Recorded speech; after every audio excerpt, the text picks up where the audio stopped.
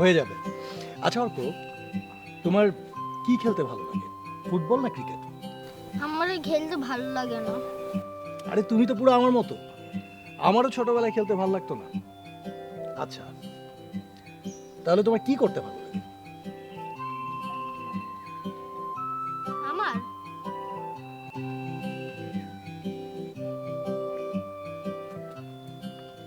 তোমার মতন পালাতে ইচ্ছে করে। তুমি কি করে জানলে যে আমি পালিয়েছিলাম? ইলিশ চাচু বলেছে। হুম, আচ্ছা, তাহলে এখন তুমি কি করবে? বন্ধুদের সাথে খেলতে যাব। তাই?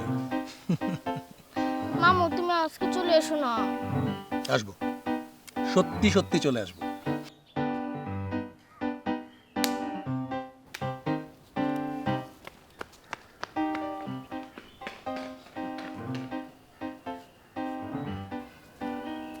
চলুন আপনাকে এগিয়ে দিয়ে আসি। না না, নাকি আর কষ্ট করতে হবে না, আমি চলে যেতে পারবো। রিক্সা তুলে দিয়ে আসি। আচ্ছা শুনুন, আজকে যদি আসতেই চান সন্ধ্যার আগেই চলে আসবেন, এলাকাটা বিশেষ সুবিধা নেই। আচ্ছা ঠিক আছে। অভয় নদে একটা মাছ আছে, ওই মাছটা অনেক ছোট কিন্তু তিমি মাছের মতো। ওই মাছটা মরে গেলে জাদুকরটাও মরে যাবে। চল আমরা মাছটাকে ধরে ভেজে খেয়ে ফেলি। তুই একটা বুদ্ধু, নদীতে তো অনেক মাছ, মাছটাকে চিনবি কি করে? তাই তো। মাছটার গায়ে নাকি রংধনুর মতো 7টা রং আছে। তাহলে তো হয়েই গেল। তুই কি বসি দিয়ে মাছটা ধরে ফেলতে চাস?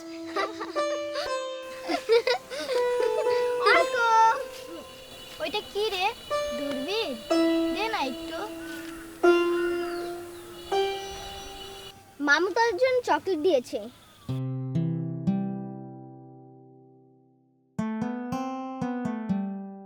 ধন্যবাদ। চকলেট? ধন্যবাদ।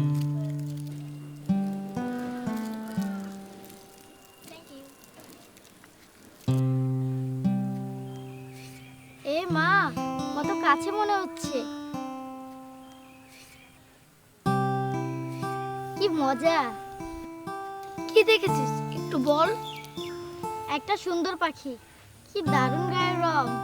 কি নাম জানো?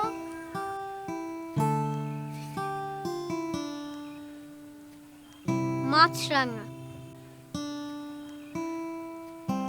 তোকে বলেছে, তুই কি করে দেখলি? দে তো একটু আমাকে।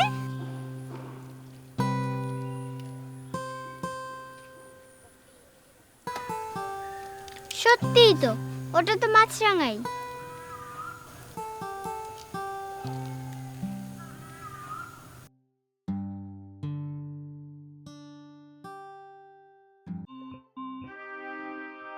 এই অর্ক, ভুবন, জাদুকরের বাড়িতে অনেক লোক, কি যেন করছে সবাই।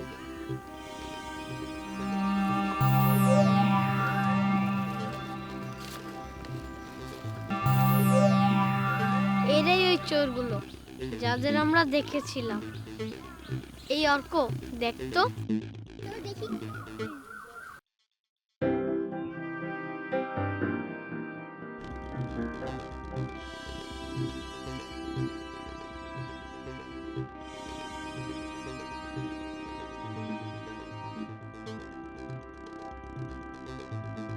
রাতের মধ্যেই এগুলো অভয়নগরের বাইরে পাঠাতে হবে।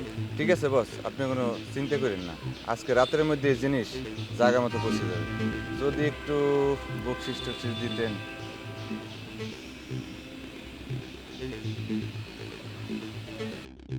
আসসালামু আলাইকুম। জাদুকরের বাড়ির ভিতর কি আছে আমার না খুব দেখতে ইচ্ছে করছে। একদিন যাবি? মাথা খারাপ হয়েছে তোদের? আমি তোদের সাথে নেই।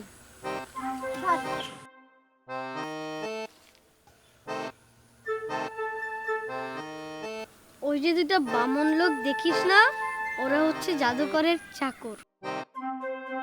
জানিস আগে ওরা লম্বা ছিল, জাদুকর ওদের শাস্তি দিয়ে বামন করে দিয়েছে। কি বলছিস? হুম।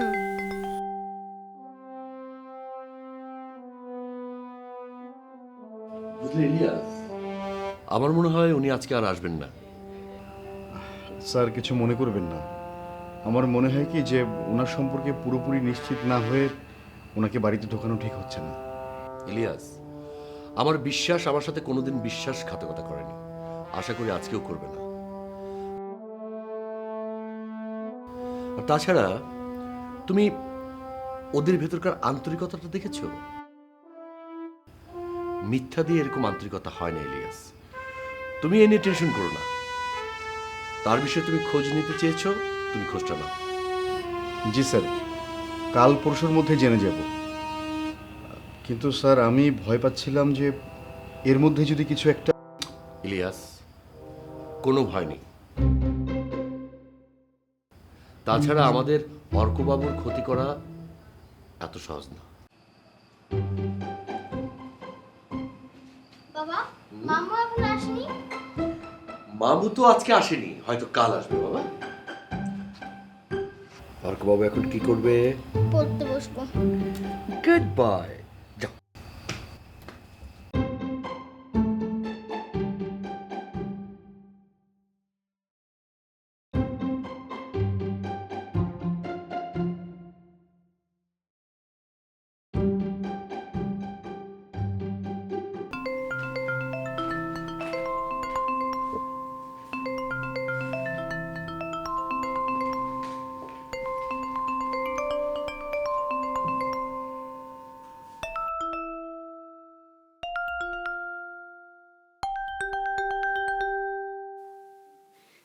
আসার পর থেকেই দেখছি পত্রিকাতে মুখ গুজে বসে আছো। তুমি কি খবর মুখস্থ করছো নাকি? রেখে দিলাম পেপার, বলো কি বলবে।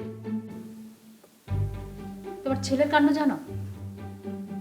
কি কাণ্ড? ভুবন আর তার বন্ধুরা মিলে কাল পাড়া পরিষ্কার করতে যাচ্ছে, যাতে মশা না বাড়তে পারে। বাহ, খুব ভালো। ওদেরকে দেখে এলাকার মানুষ যদি এখন একটু সচেতন হয়। তুমি ঠিকই বলেছ, মশা মারার জন্য মানুষ কত টাকা খরচ করে, আর একটু সচেতন হলে মশাও থাকে না, টাকাও খরচ হয়। এইটুকুই মানুষ বোঝে না। খুব ভালো বলেছো। শোনো না, আমি ভাবছি আমি ওদের সাথে কাজ করব, তুমি কি বলো? খুব ভালো সিদ্ধান্ত। তুমি থাকলে ওরা আরো উৎসাহ পাবে। তা তোমার পুত্রধন ভুবন কোথায়? পড়ছি। আমি একটু পড়ি প্লিজ।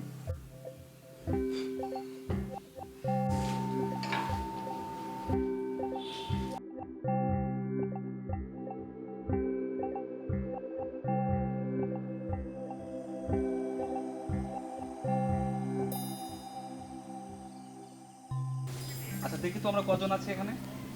1 2 3 4 5 6 7 8। ভুবনটা ওই তো, ভুবন চলে এসছে। আঙ্কেল, এটা আমার মা। আচ্ছা, আসসালামু আলাইকুম। আলাইকুম সালাম। আমার মাও আমাদের সাথে কাজ করবে।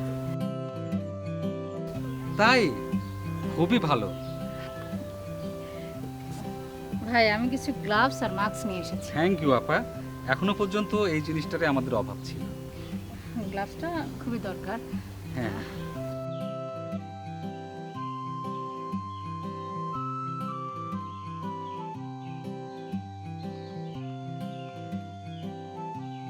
খান স্যার চলে এসছে, আমরা তাহলে এখন সবাই কাজে বেরিয়ে পড়ি। এইভাবে তো হবে না, একসাথে গেলে তো সব কাজ হবে না।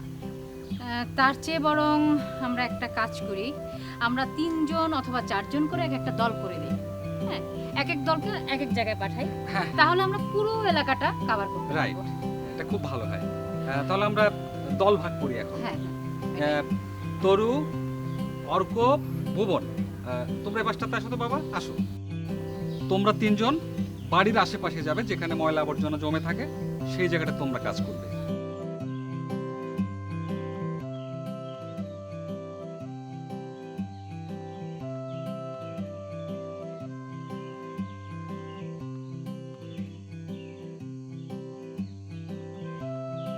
শিলা, তুমি ওই ঝুড়িগুলা দিয়ে দাও।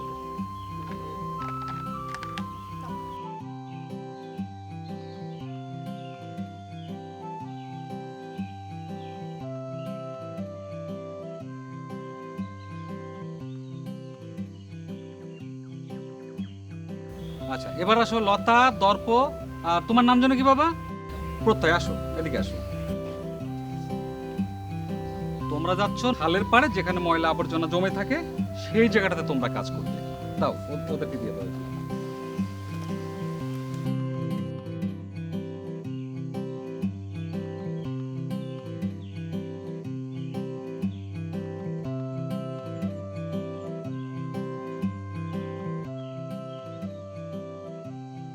আসেন খান স্যার, আসেন। খান স্যার, আপনি যাচ্ছেন মাঠে এবং রাস্তার পাশে যেখানে ময়লা আবর্জনা থাকে সেইখানটাতে আপনি কাজ করবেন। হ্যাঁ, দাও, ওদেরকে দিয়ে দাও।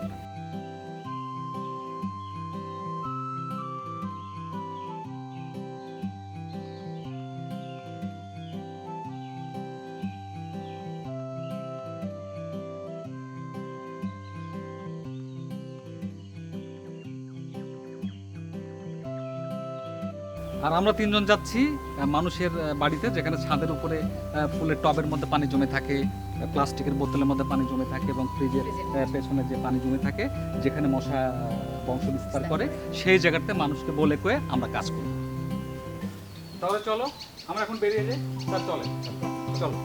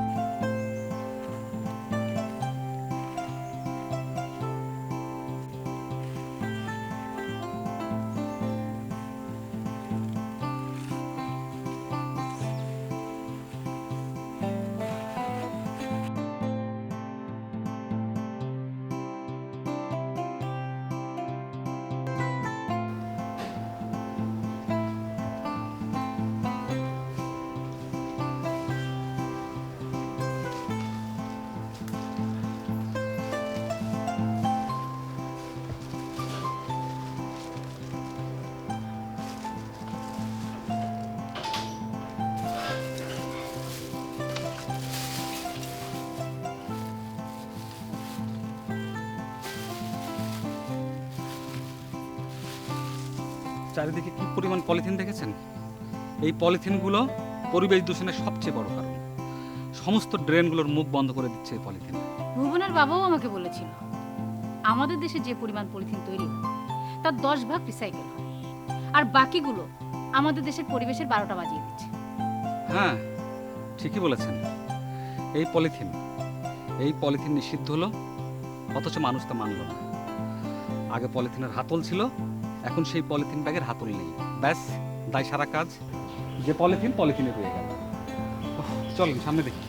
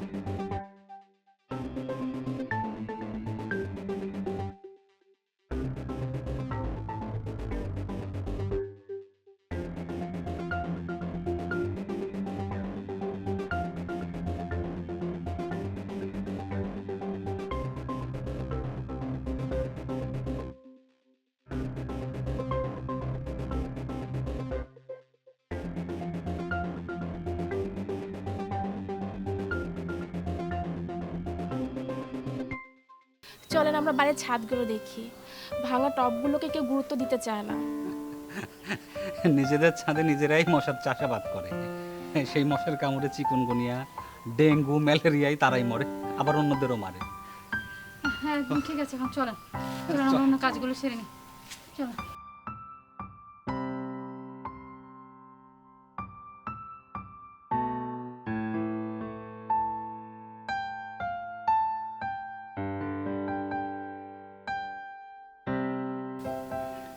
ওরা এভাবে এখানে ময়লা ফেলে কেন?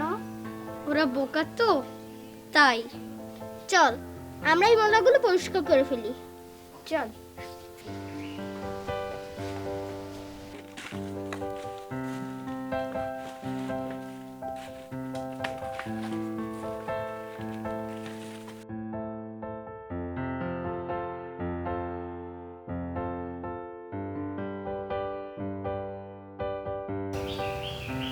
চল শেষ এখানে, চল।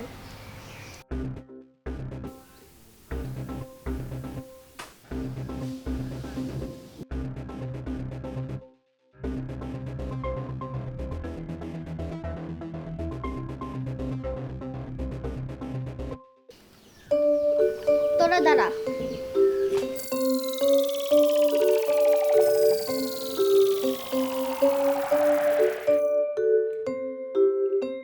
চল পালাই, চল।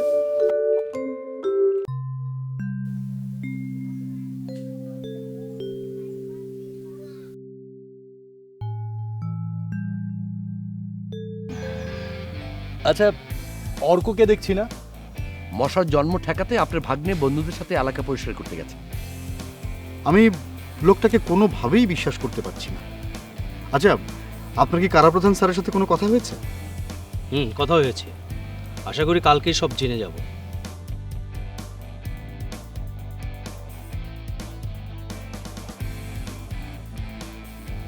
এটা ভিডিও কি আছে মামু?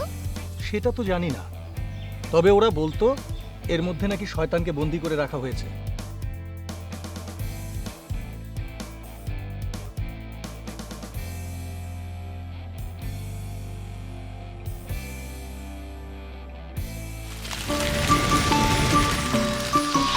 দুরন্ত। ফেসবুকে ফলো করো এবং ইউটিউবে সাবস্ক্রাইব করো দুরন্ত টিভি।